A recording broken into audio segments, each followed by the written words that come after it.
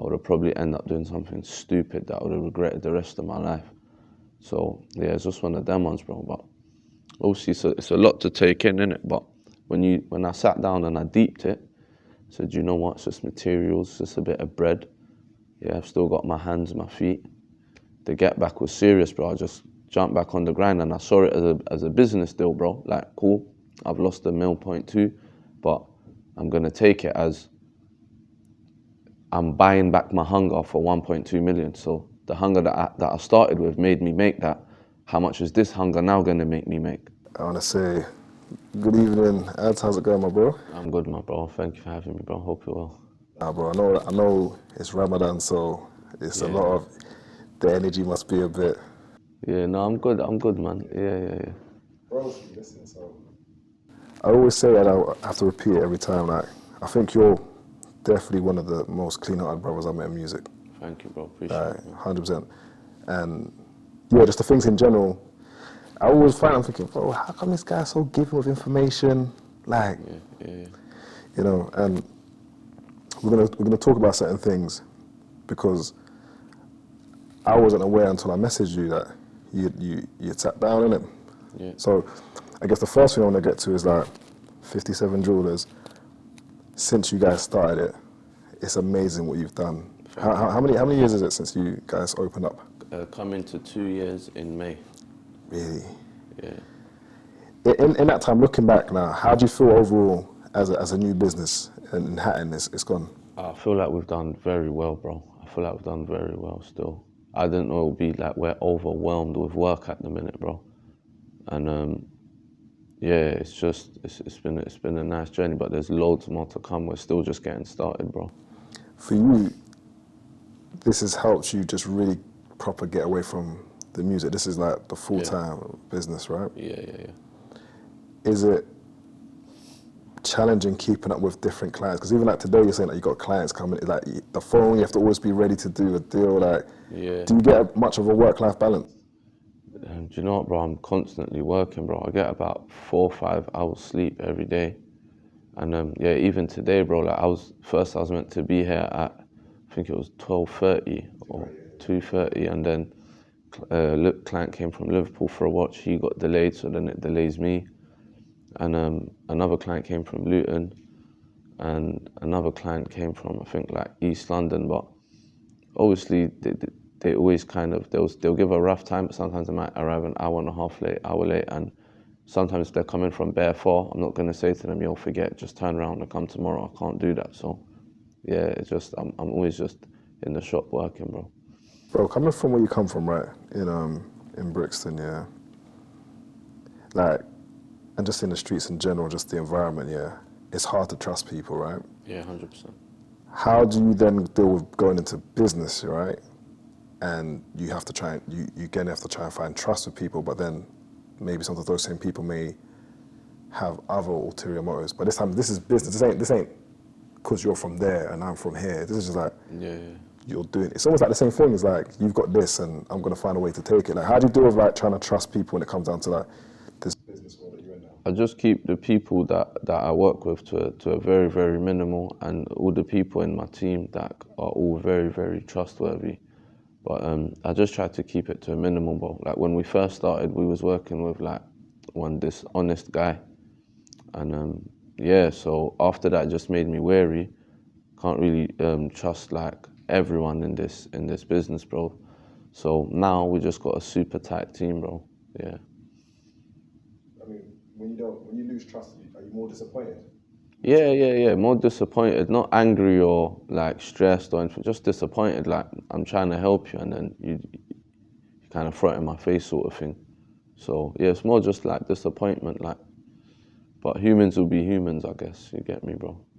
Bro, with the business as it's developed and grown, how much more time, how much more time of your day does it take? Is it like, as soon as you wake up, you got like, is it straight to the shop? Is it like, because sometimes you're traveling to go, like, get your 1s and 2s, bro. Yeah, we just got back from Serbia, bro. We dropped a Cuban to King Millie in Belgrade, Serbia. First time I've been there. So it's good. It's kind of like music in a way where like you get to travel from it. So I was traveling in music and now I'm doing this, I'm traveling in this as well. So, but I wake up like on a usual day about 9 a.m. and I start answering the phone calls and doing all the Instagram messages. I get into work. Dawood and Michael always get into work before me. They get in at about 10:30, 11. I always get in at about 12ish. And yeah, I get to work about 12. Sometimes I leave at 7 p.m., 8 p.m., 6:30 p.m. Then when I get home, I'm constantly doing all the DMs on Instagram. That's where most of my time goes.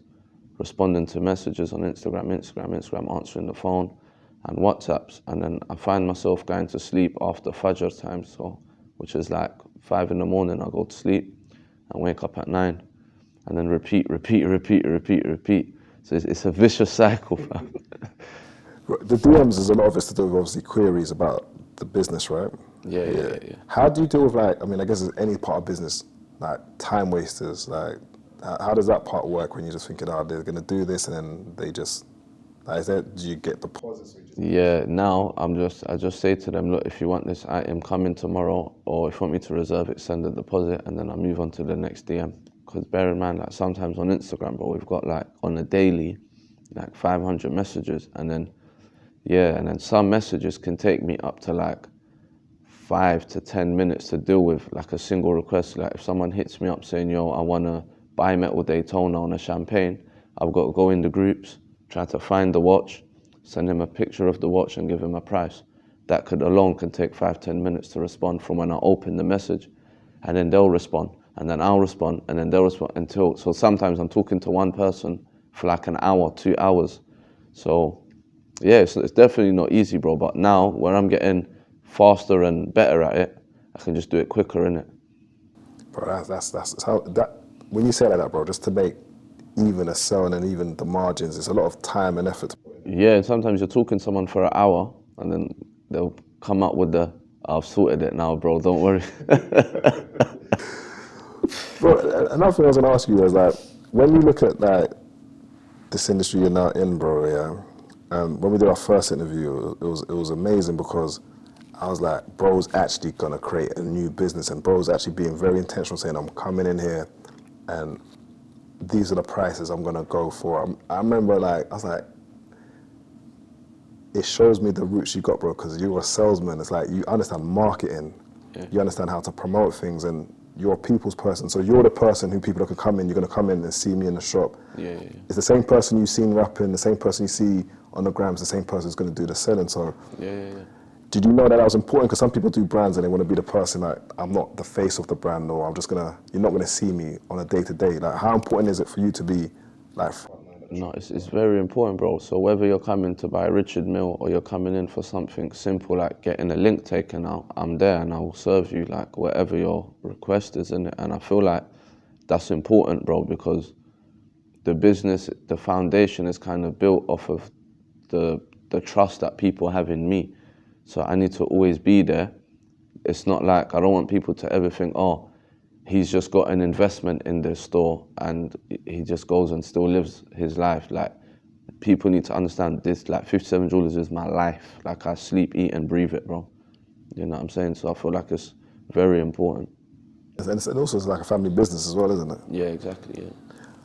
Bro, okay, cool. So no trade secrets, but the amount of places you have to travel, like, there must be times where there's language barriers, culture barriers. Like, how do you go about when you're in different markets, you know, sourcing watches? Like, it just feels like it's a big spider web of a lot of things where it's like, there's this person, there's that person, and then link to this person.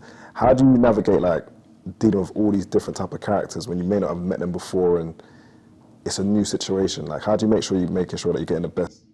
Do you know what? It's kind of funny, bro. Like, when I'm in Munich trying to get deals at the watch fairs or whatever, or even when like clients come that are foreign into the shop, my accent changes. So I'll be like, yes, this one I can do for 6.5. And then Megs, big up Megs, real Megs, he put a comment the other day and he's like, hustlers speak every type of English, innit? And I was busting up when I saw that, innit? Because that is what man do. Like, I'll listen to your accent and then I'll just copy it, bro. And yeah, you just got to know how to kind of be a people person in terms of business as well. So you got to know how to cater for all. So whoever walks in the shop, bro, I'll serve them, bro. Like, I don't care what their background is, what they do, where they're from, what country, what language they speak. Like, even if I have to go on Google and type and then play the voice of what I'm trying to say to you, then it will get there, bro. But either way, like, yeah, like, there's always a way to figure it out, bro. Do you know what I'm saying? You can decide whether you answer this or not. Like, do you know what the most expensive pieces that you've sold so far? Or are you comfortable saying it? Yeah. I think it's a Richard Mille, and we've sold a few kind of expensive like Pateks and APs. One time I kind of middled man a deal as well. It was like for one like RM. There was only like 4 of them in the world. I didn't buy it and sell it, but I middleman the deal just on WhatsApp. So I think that went for like close to an M. Yeah, but I didn't, like I said, there wasn't much margin in there for me because I just middlemanned it. So I just made a small drink. But yeah, we sell expensive stuff, bro. We sell expensive stuff. And we sell cheap stuff too. You must meet many different kinds of people and the varying levels of wealth. Like what, how, not how wealthy, but is it like, are you meeting like footballers? Is it people who are like, obviously Dubai, Saudi? Like, what kind of people are you, when it gets to the high end, do you see that you're selling your watches to? So like we deal with a few VIP people in Dubai, like VIP clients in Dubai. Like haven't sold to like any sheikhs or anything, but to their sons and to their nephews. Then yeah, I deal with people like that, and mainly like VIPs, rappers, footballers. We get loads of footballers messaging us. So yeah, man, it's like it's a variety of everything, bro. Sometimes I'm sourcing up a watch all the way in Hong Kong and I need it to be in London within 2 days, or I'm sourcing a watch in Dubai and I need it to be in London the next day. So thankfully I'm in group chats full of loads of trustworthy jewelers, and I will just put a message like, yo, is anyone traveling from Dubai to London tomorrow? So like the other day, big up Rocco, he brought a Rose Daytona over for me.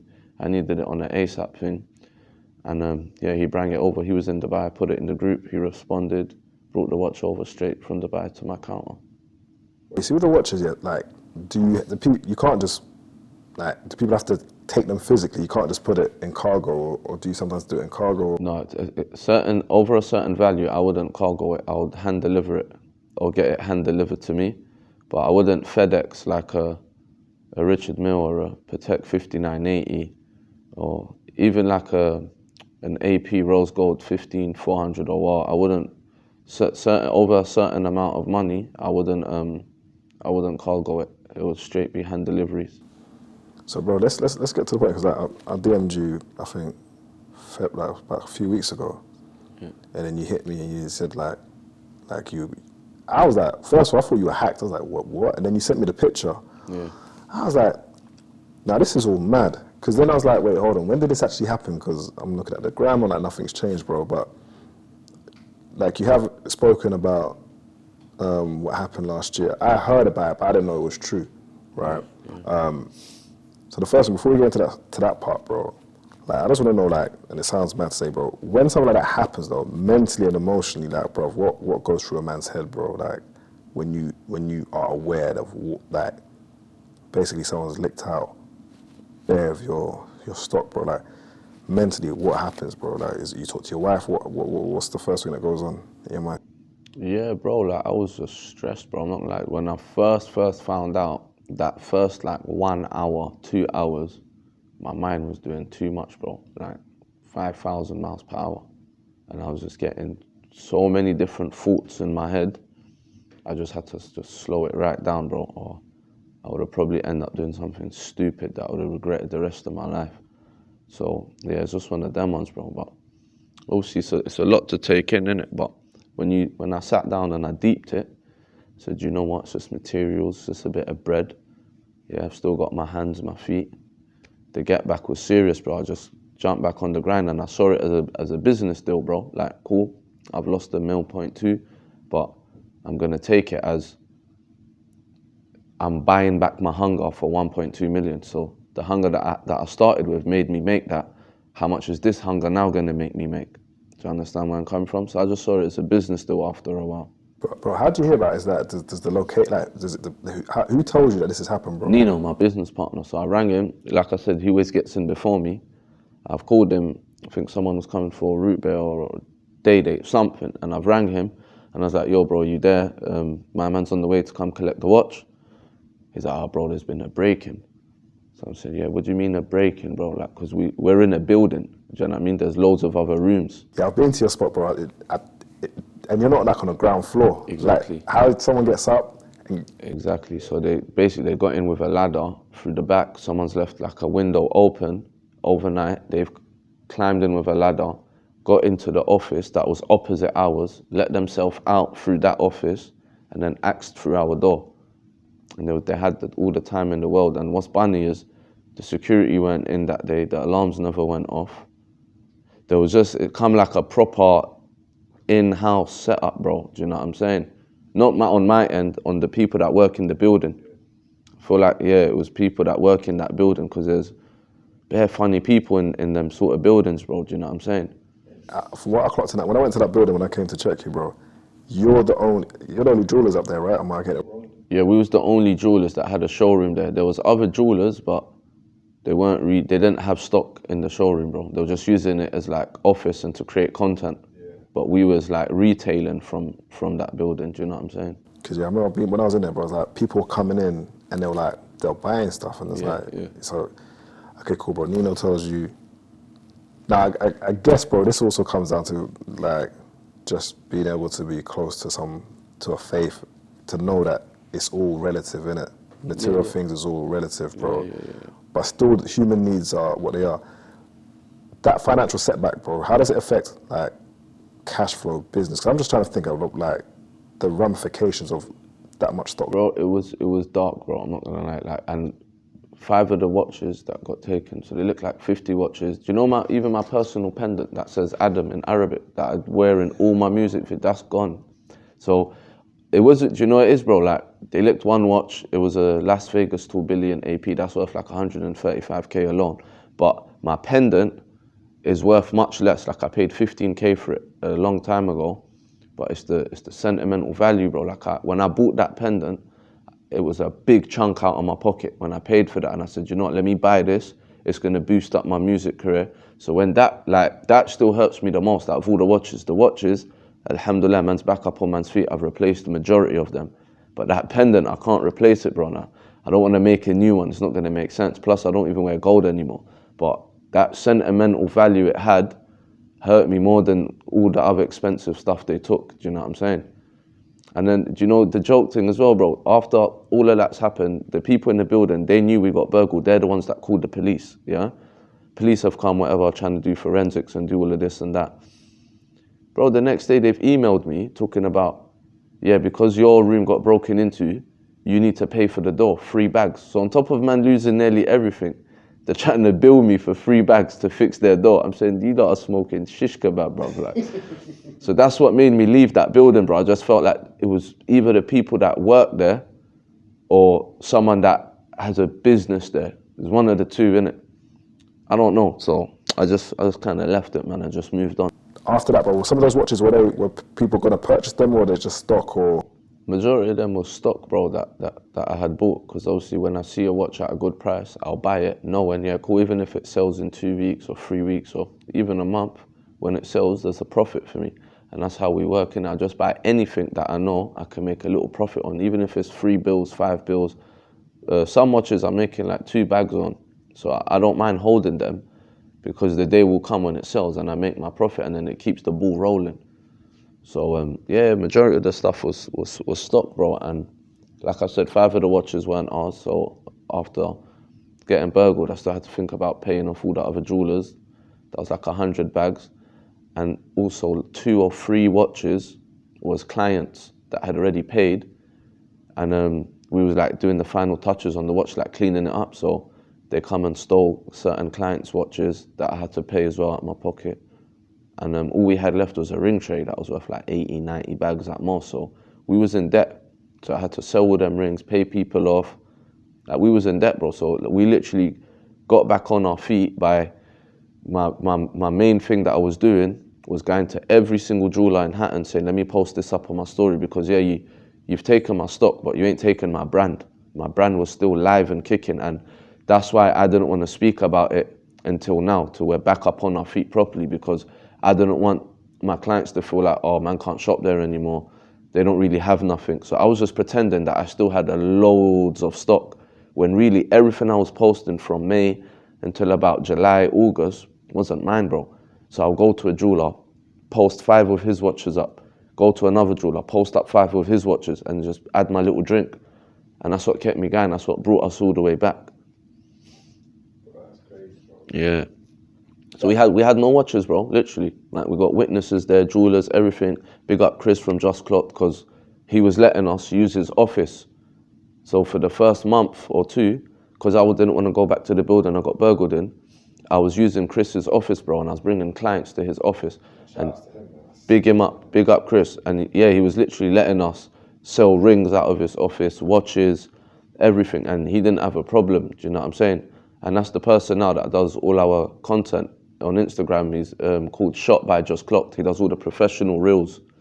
So yeah, big him up, like 100%, bro.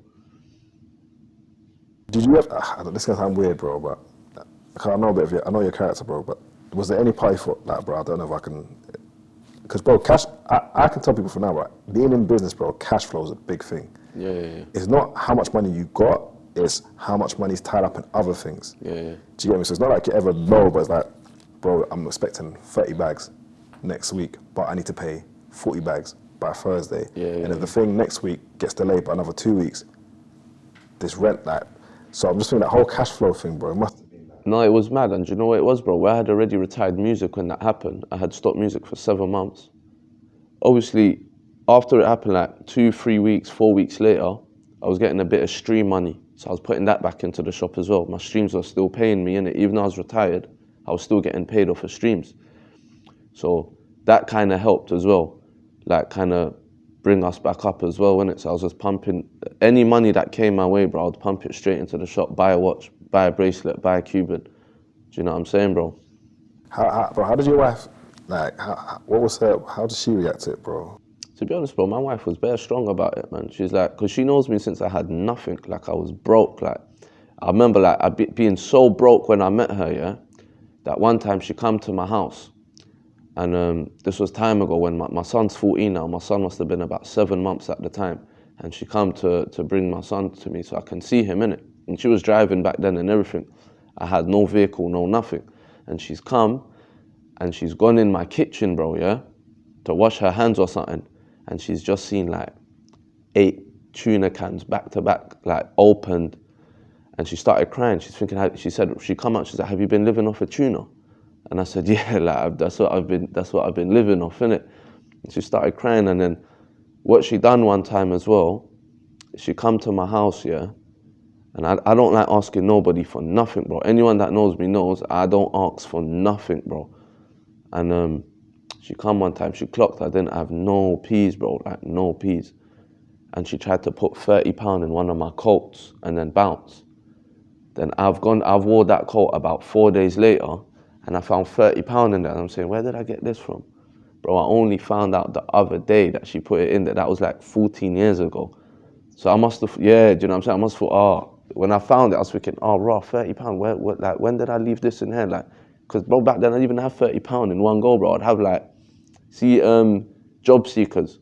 Yeah. That's, bro, I was living off of that, bro, when I come out of jail, bro. Do you know what I'm saying? So, yeah, we're like, my wife knows me from them days. She didn't really like, she just said, look, babe, like, this is what it's happened. It's probably the will of Allah. What you've got to do now is what you do best, and just jump back on the grind, innit? And that was it. So that was kind of like my strength as well. You know what I'm saying, bro? Hey, bro, I always say big up to your wife, man. Like, such a strong woman, bro, man. Like, and you're one of them people that you can see the value that the right woman has in a man's life, bro, man. Yeah, 100%. Proper shit, man. 100%, man. So then, bro, when you start having to, the idea to, like, when you had to go and, because everyone probably in Hatton probably would have heard what happened, yeah? Yeah. Instinctively, and I'm not trying to, like, direct it to anyone, did you think, wait, hold on, it may not be the venue, maybe, like, competition? Because I don't know what that whole watch community... Nah, it definitely weren't no jewelers. That wasn't the work of any jeweler, bro. Yeah, either like I said, that was probably the work of like the people that was in the building. It could have been the people, the cleaners. They might have phoned some people and said, look, there's a pattern here. Or it could have been like a client that I've served. That, because remember, I was doing late nights, midnight, 1 a.m. sometimes. It could have been a client saying, yo, I've got a pattern. You know how people are. So, yeah, but it definitely wasn't any jewelers. Like, no jewelers was involved in that, bro. Yeah. Bro, so like, when you start like bouncing back and getting things together, like, at what point did you have to go and sit down, bro? Like, how close was that to when you started to get things back together again? When I went jail, bro, basically I had already bounced back. Still, I went jail January the 4th of this year, and by that time, we already had loads of watches back in stock. Probably back up on like 40 watches, 50 watches in stock, loads of jewelry, rings, bracelets, Cubans. So, like, the bounce back was fast, you know, bro. Like, when I deep it, like, that piece that I lost, bro, it took me like 10 years to make it, yeah? And bro, man's made it back in like 7 months, alhamdulillah. It's mad, bro. That's what I'm saying. Yeah, and I see, like, one jeweler said to me and Nino, to me and Michael, my partner, yeah? Not to us, he said it to someone and the jeweler come and told us. But when everyone found out how much we lost in our stock, obviously loads of jewelers haven't been to our showroom, so they don't know what we had in stock. But the ones that did, plenty of them knew, yeah, these men are actually doing all right. We had over 1.2M that you could see with your eyes. If you know about watches, you'll know, yeah, boom, that's a lot of money in stock, innit? Bro, when man got burgled, Bear Man was saying like, bro, like, I didn't even know they had that much in stock. People thought like man had like 200 bags of stock. Like, I wish that's what got, you know what I'm saying, bro? I wish. But it's like, it made me realize people don't respect the grind, bro, because you see man every single day running laps, bro, laps, vroom, vroom, back and forth. Thank you to bro, just came down today, purchased this thing. Thank you to bro, go on my Instagram, there's sold highlights. Go and see how much man sold. And it's like, what do you think man's running around here for, bro? For what, to make £50 a day, bro? Like, man is working, my guy. Man is the first people there and the last people to leave, bro. Facts. You know what I'm saying, man? Man's leaving at like 9 p.m., 10 p.m. them times in the office. 1 a.m., 2 a.m.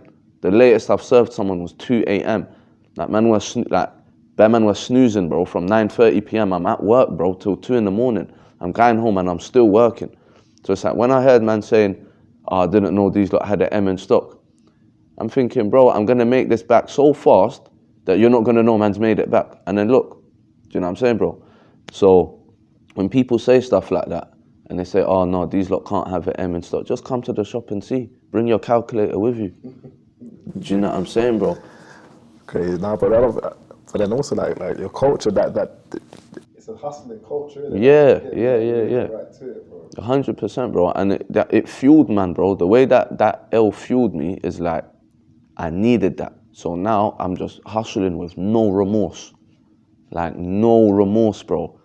Do you know what I'm saying? So, yeah, every inch of the night, man's working, bro. Working. I don't have no time for no Netflix, for no movies, all of that. I don't have no time to listen to music, nothing, bro. Man is working. The only time I listen to music is when I'm doing a story upload and I've got to play a tune to go with it. Literally, bro. Then I'm on to the next thing. Like, no sleep, bro. Do you know what I'm saying? So, yeah, man. Well, sometimes it's like the grind that you have to put in, so a lot of people don't get. But bro, the circumstances of you sitting down, bro, I'm gonna probably start from the end and go back a bit, bro. Bro, like, going jail at this stage of life, bro. Bro, what was that like, bro? That's mental. Yeah, no, that was just shocking, bro. I felt like, do you know what? Yeah, man's just going through too much now, because the burglary was bad enough. I got to the police station, man's telling me about firearms, this and that. Russian AK PM 47 that can discharge missiles. Bro, I'll show you my case papers, bro. I'm saying, what are you lot talking about? Are you lot all right, bro? Like, they've turned me the Trident, have showed me their laptop, showed me one big hammer, bro. I'm saying, you lot are confused, bro. You lot have got the wrong guy, fam. Do you know what I'm saying? And that was my thing from the start. Like I was telling them, I'm trying to tell you, look, you've got the wrong person here, bro. Then when I've gone, they refused my bail. They're saying you need to go ID parade. So I've gone ID parade the next day, no problem. Then they've declined my bail and said you're going straight to court. So I didn't get bail from the police station. So I'm saying, okay, let me go court. The judge might have a brain on his head and realize it's nothing to do with me, and he'll give me bail. But I've gone court, and the judge has told me, yeah, man can't bail you for this because the sentence, it holds a long sentence, and you're a possible flight risk. So they're trying to say I might fly out and run away. I'm saying, bro, I'll give you my passport and 100 bags, so you know I'm not going anywhere. I'm staying right here. I got to go work. I'm thinking about all my clients that I've patterned. Like, I need to go work, bro. And then yeah, I just went jail. When I got to jail, I couldn't believe it, bro. I'm saying, bro, like, you know, the first night when I woke up in the next morning, I couldn't believe it. I was hoping that, yeah, this is all a little dream. But I woke up, it was as real as it gets, but I had to kill a mouse the first night in my cell. Like, just, bro, it's just, yeah, man, it was a joke thing, bro. Imagine going to jail for something you got nothing to do with. You don't know what they're talking about, bro. Do you know what I'm saying? Cool, when I was younger and I went jail, yeah, that was my fault. That's why I could stomach it. But to go jail for something you got no knowledge of, bro, it just come like, I just felt like, man, are just setting me up.